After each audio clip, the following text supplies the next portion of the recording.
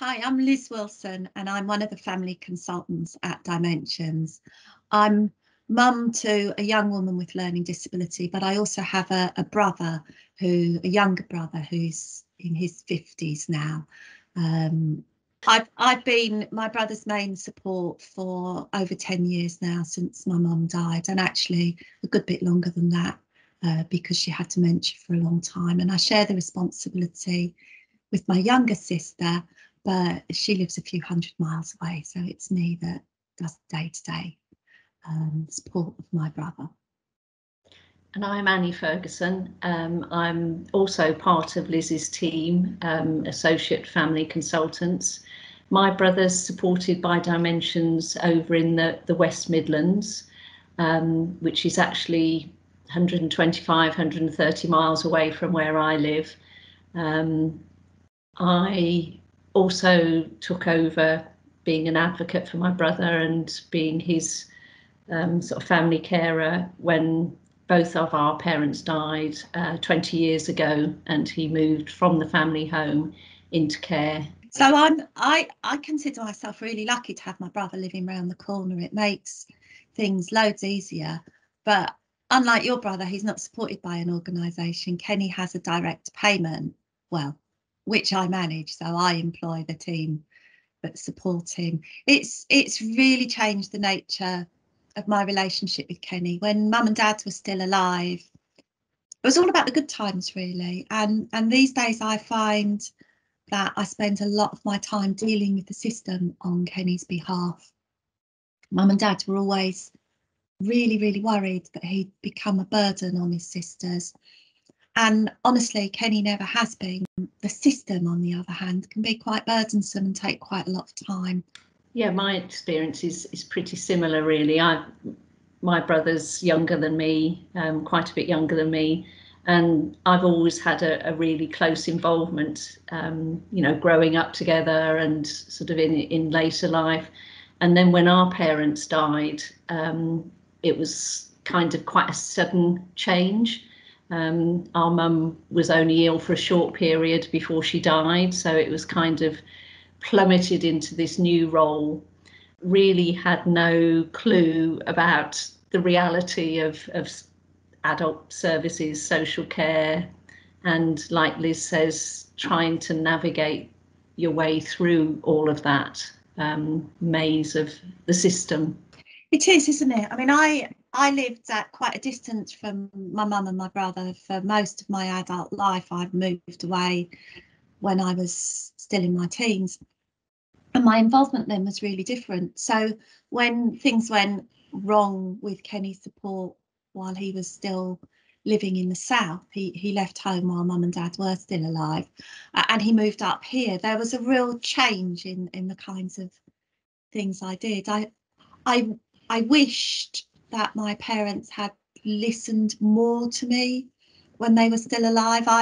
When I was much younger, I wanted Kenny to come and live with me and to settle in his life close to me, because I knew I would never move because I had, my own children. But they wanted to keep him close to home. I totally, as a mum myself, I totally understand that.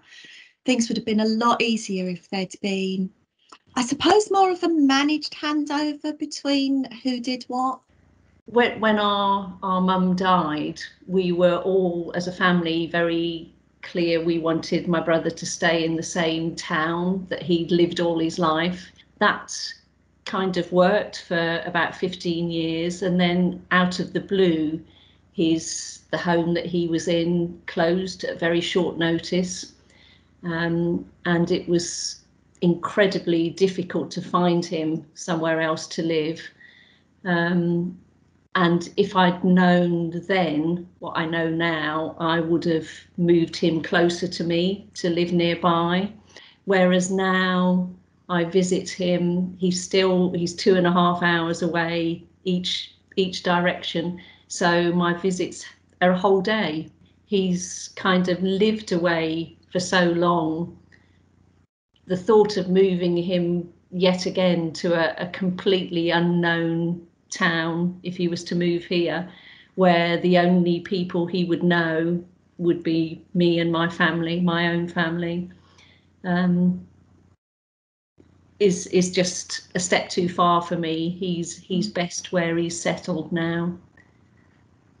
Yeah, there are a lot of things to weigh up as a sister, brother, looking after our relatives' affairs. I think, and I think it's the affairs rather than the individual that brings the complexity. I know my brother moved hundreds of miles to be near me, and we really worried about that. But the reality is, he was sharing a house with people he'd never chosen to live with anyway. And family was always been really important to him. So the fact that we see him a few times a week and he comes around for Sunday dinner and he's just part and parcel of the scenery has been magnificent. People talk about what we give our brothers and sisters with learning disabilities and autism. Nobody asks what they give us. And I think I've had so much. I think the communication skills I got from growing up with someone who could speak a bit but didn't find communication easy have been remarkable. He's given me my passion in life, actually. You know, even before I had my daughter with a learning disability, my work was around making the world a better place for people with learning disabilities, not because I felt any kind of responsibility, but because it's what I wanted to do. And nobody expects that. They expect us to be troubled. And yeah, I still have a really close connection with my brother Gil, and he's someone that doesn't communicate with words. So like you, Liz, the tiniest sort of change, the way he leans forward or, you know, moves his head, can speak volumes. Things that he doesn't say speak as much as things he kind of does portray. But he's also been, I think, my greatest teacher. You know, now, particularly working in this role as, you know, with the families team, he really helps me to understand things at a different level, you know, to see it, because professionally I used to work as a provider, you know, a practitioner, if you like, and now I can see it from another point of view, about getting everything right, you know, what works best for him. my mum had really strong opinions on what was right and what was wrong. Well, funnily enough, it's her birthday today, and it's always a day that gets me reflecting on, am I getting it right? Would she be happy? To be honest, I don't think she would be entirely happy with everything I'm doing. We tread a wobbly line about honouring our parents' wishes, whilst respecting the living siblings' wishes at the same time, and just trying to do things in a different environment. The world that Kenny lives in now and that my daughter is a young adult in is a very different world from the one he was born into and that my mum negotiated. So we'll always do things a little differently. And people change, don't they? Yeah, absolutely. We all change. It's yeah, recognising and respecting that as well. It's been a funny year with the pandemic, hasn't it? And in my role as family consultant, I've seen brothers and sisters get involved in ways that they maybe haven't before, you know, particularly with things like video calls, and generally facilitating that kind of contact. I think for colleagues, I always recommend that they get brothers and sisters involved, and help the people that they support to stay in touch with brothers and sisters, nieces and nephews, to be part of the wider family, and to remember that brothers and sisters have a really different relationship with the person you're supporting than their mum and dad does. It's quite a unique relationship, you know, that there's something more organic about the way brothers and sisters relate. You know, you don't have the same amount of worries. So getting that different perspective can be really powerful. To colleagues, find a way to get brothers and sisters involved. Don't wait until somebody dies to get to know the brothers and sisters, support people to invite them around for dinner or out to the pub, just like you support them to stay in touch with their parents. And I think as well, you know, like you're saying, my brother really, family is really important to him. And sometimes it's kind of highlighting that to support workers, that actually he's the man you support, but he's a brother, he's an uncle, he's a brother-in-law, you know, as well as having friends. I'm probably the only person my brother, in, you know, despite having limited communication, he's very clear to tell me when to buzz off, you know, be alone, stop interfering, you know, and his support workers will be just, never seen that before, you know, but that's because we know each other so well, and that's what brothers and sisters do, you know, and it's just sometimes shining a different light onto a bit of that person's life they might not have thought about. Yeah, and I think it's a real privilege to have that kind of company, mixed company of my brother, his support team and the family, and how we all see different things. I see Kenny doing things with different members of his support team that he's never done with any of us in his life. If someone had asked me, I'd have said, oh, I don't think he likes that. And hey presto, there he is, liking it. That everybody brings something, don't they?